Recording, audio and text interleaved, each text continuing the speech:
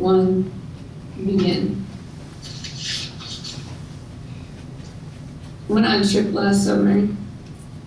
We went to Missoula, Montana. My best friend lives up there. We went last week of June, no, first week of June was June 2nd. That's her birthday. It was a really good week. Biked, hiked, stayed up all night, crazy parties. The last night we were there, it was basically a day of recovery, reminisce of our past couple days we'd spent together. We were all sort of hungover and decided we would walk to this diner downtown Missoula. It was about maybe 9:30 at night, pretty warm. I was wearing this shirt.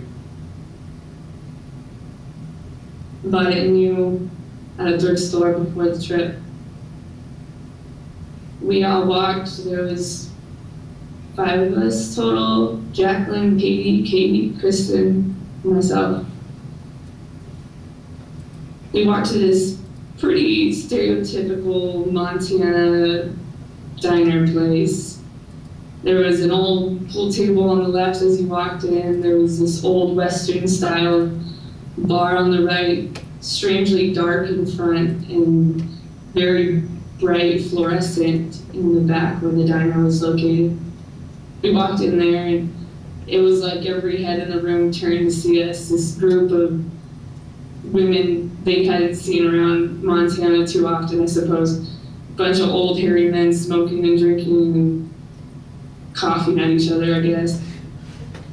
The women who worked in the diner all slightly resembled meth heads.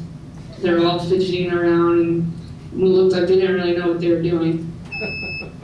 We ordered our food and I had a Sierra Nevada, and we decided to leave, make our trek back.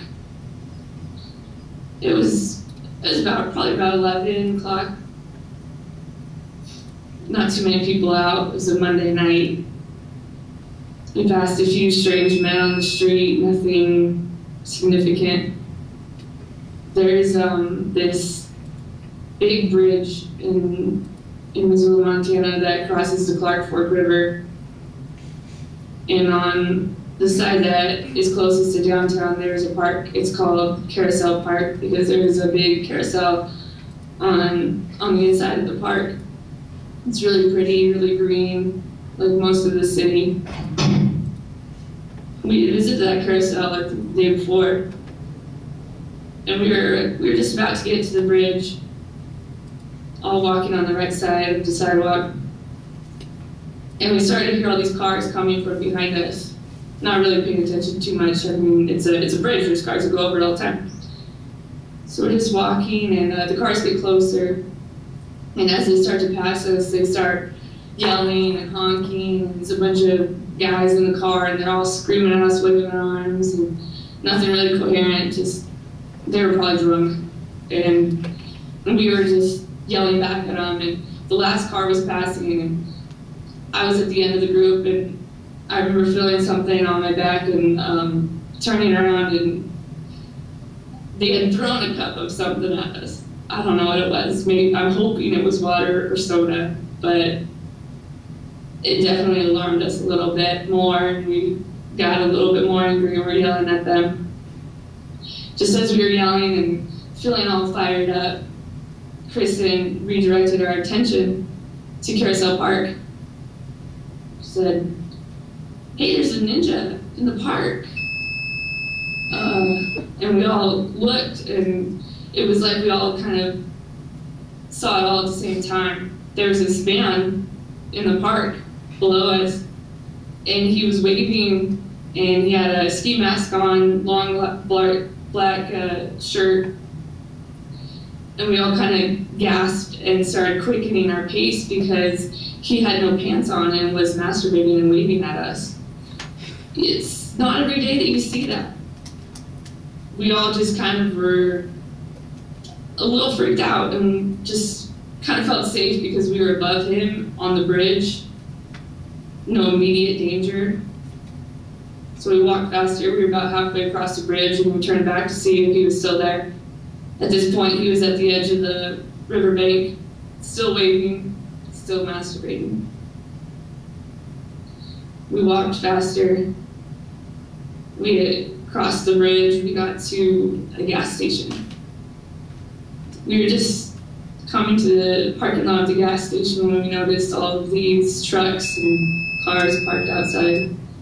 And a bunch of guys walked out of the gas station all laughing and yelling with each other. They've got cases of beer in their hands, and presuming that these were the boys that threw the cup of mystery fluid at us, we just glared at those bloods getting in their trucks again, in the safety of their automobiles, attacking us. At the edge of the gas station parking lot, there was this cinder block fence. It was maybe about 3 feet high, maybe 7, 8 feet long. And I noticed something on the top of the fence. There was a shiny object. And I picked it up. And it was this little button. It's a little white bird. And so I put it in my pocket. Didn't really think too much of it. Got to the end of the cinder block fence, and there was something else shiny. And it was this exact button. Another button, strategically placed buttons, peculiar if anything. Right after that cinder block fence, there was a hedge fence in this business. It was a really dark yard, and I remember looking at the business on the walk there previously. And I was the closest one to the hedge fence with the dark yard, and we were just walking, not really talking at all, just kind of freaked out from the previous events. And I heard a rustling, groaning sound coming from the dark yard and the hedge fence. I turned to see what it was, and I was confronted with a 6-foot-something masturbating man about 6 to 7 feet away from me at this point.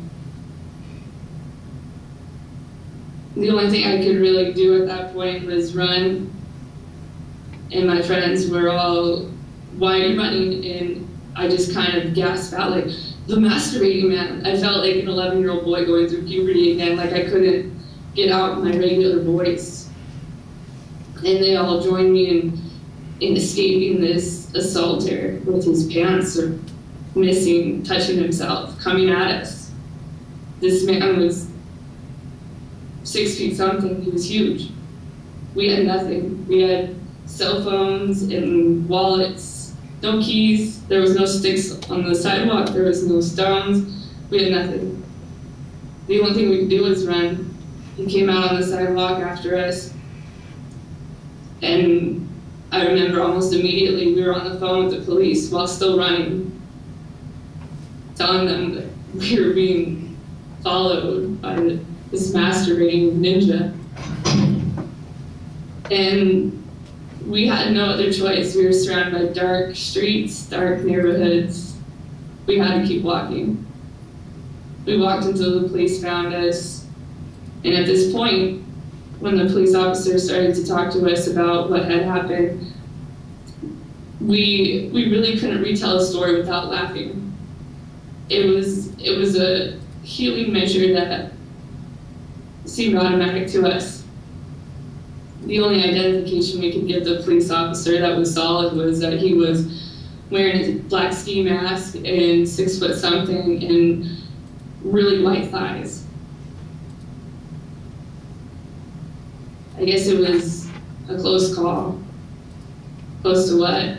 I'm not really sure. We never did hear back from the police about the masturbating man. And